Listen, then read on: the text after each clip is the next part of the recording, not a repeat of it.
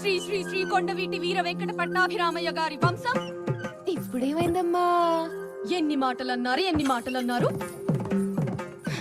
ఏమన్నారు? అక్కని చూసి నేర్చుకోవాలా?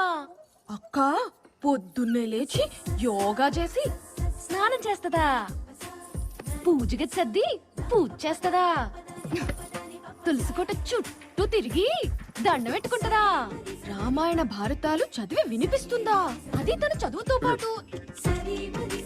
ఫైనల్ గా నాన్న నేను చెప్పొచ్చేది ఏంటంటే, సైలెంట్ గా ఉన్న వాళ్ళందరూ పద్ధతైన వాళ్ళు అనుకున్నారు మీరు. చూసారా వెళ్ళిపోయి ఎంత పెద్ద జరికిచ్చిందో మీకు.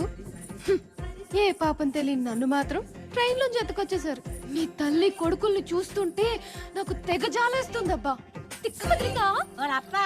ఇదిగో తాళం కప్ప. దేనికి? నేను చెప్తానమ్మా.